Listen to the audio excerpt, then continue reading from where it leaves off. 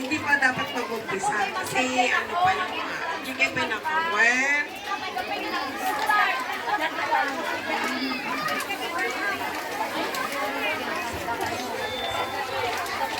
Lagi lang judul gini dia, unik kan? Baik. Mas kan man. Man, gani bang?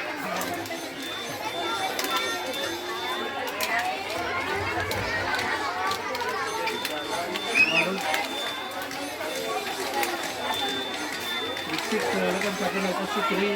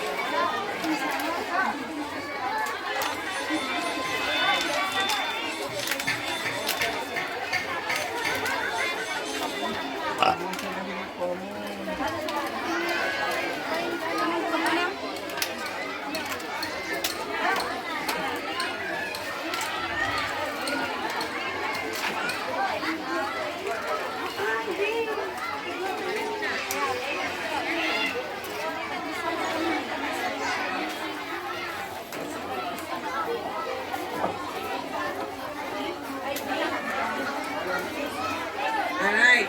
Ngayon ay ating ipapakilala ang ating mahal na jurado.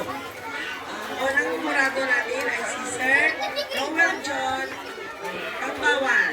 Palakpakan po natin. Siya po ang aming agas dito sa San Juan Central School.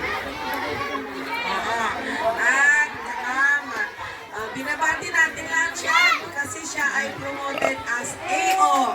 Pero iiwan tayo na taga-Central. Siya ay magiging AO sa Silet Elementary School. Pero hindi daw nila tayo kakalimutan ni Sir. Pangalawa ng mga ating jurado ay si Ma'am Box. Si Ma'am Box ay palaging smile. Kaya namimingwit daw na magiging partner. Ma'am Box. At last but not the least, si Ma'am Banji, our president, our PTA president dito sa San Juan Central. At nagagalak kaming may pagkilala na siya ay ang auditor ng Empire Abra ng PTA Vice President. Thank you, ma'am, and congratulations. Ngayon, atin lang tuwayan ang mga mag-aaral mula sa grade 6A.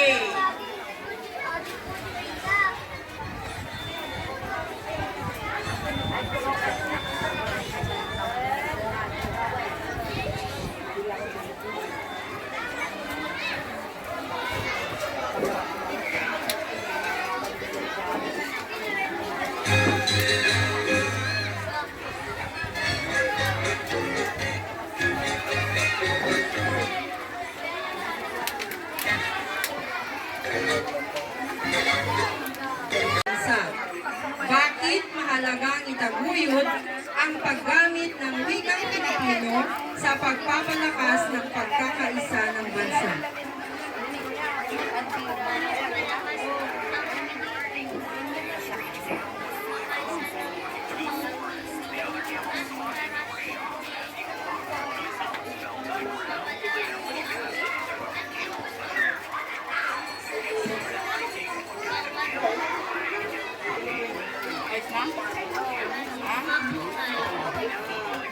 Thank you, candidate number 4. Candidate 5.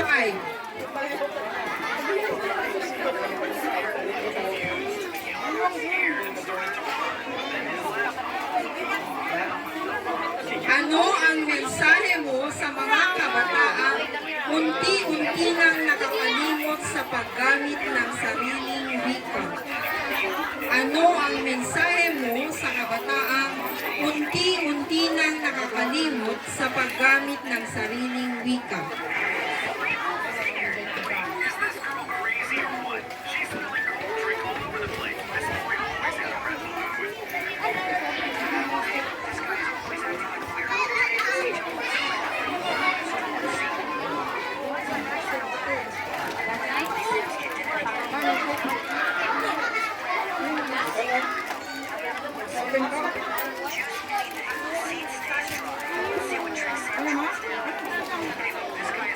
Hindi kumatag dyan.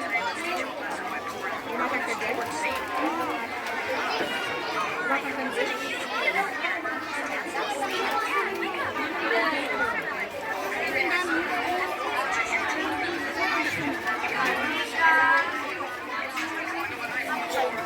Thank you, candidate number 5. And last but not the least, for Lakambini, candidate number 6.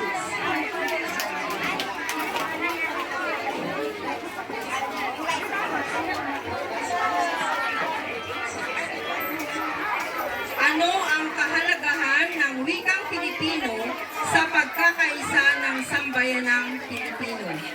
Ano ang kahalagahan ng wikang Pilipino sa pagkakaisa ng sambayanang Pilipino?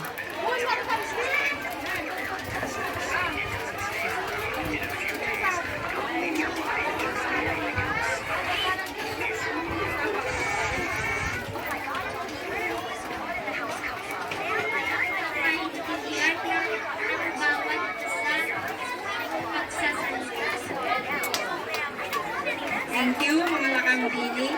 Next, let's go to Lakan. Candidate number 1.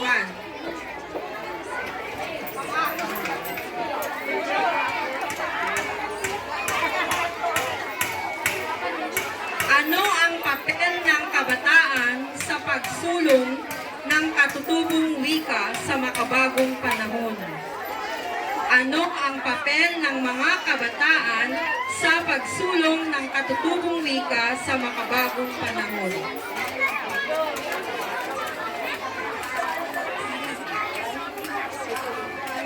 Araw-araw ang ating wikang pagbansa. Thank you, number 1. Candidate number 2.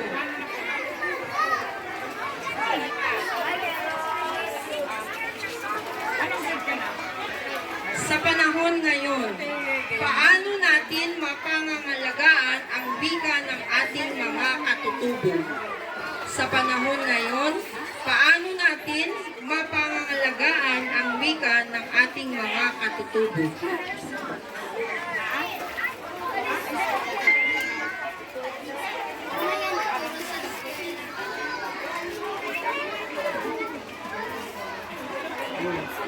Thank you. Candidate number 3.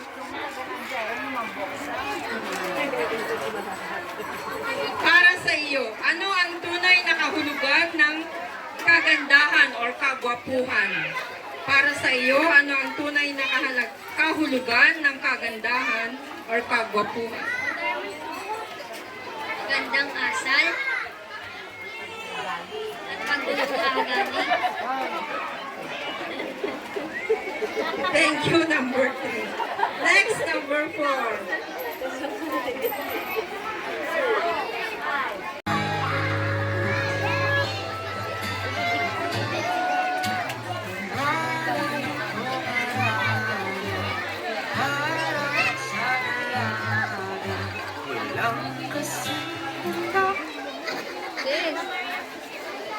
Sadyang napakakisig at napakaganda ang ating mga Lakan at Lakambini ngayong umaga.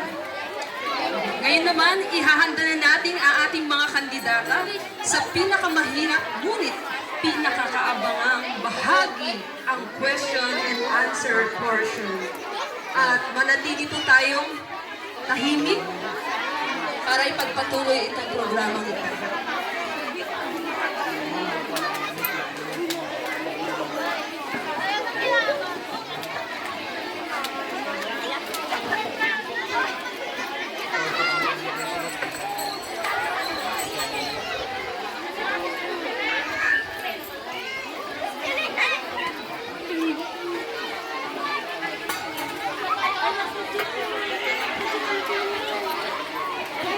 Pak estudyante.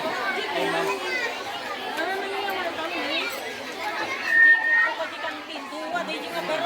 Candidate number 1, Lakambini.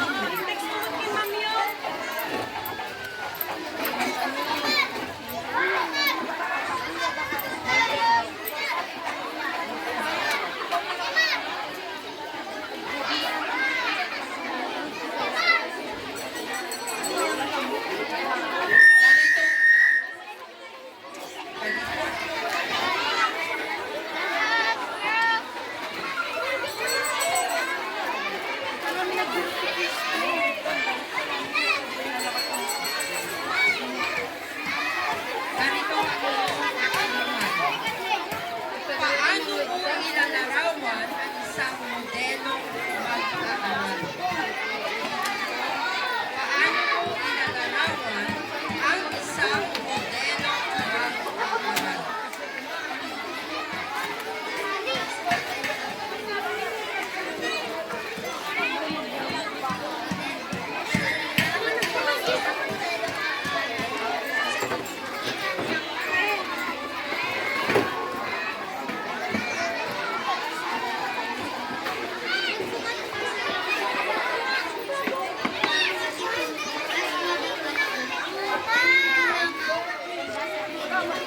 Nasusukat ang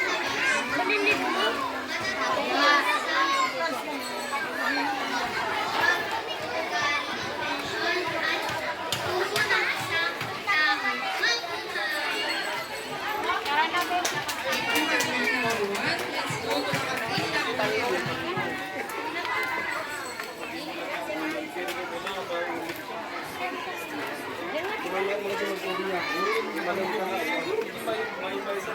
Nervous ka ba?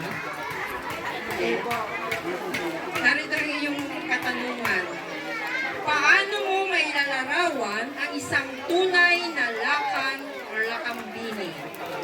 Paano mo mailalarawan ang isang tunay na lakan o lakambini?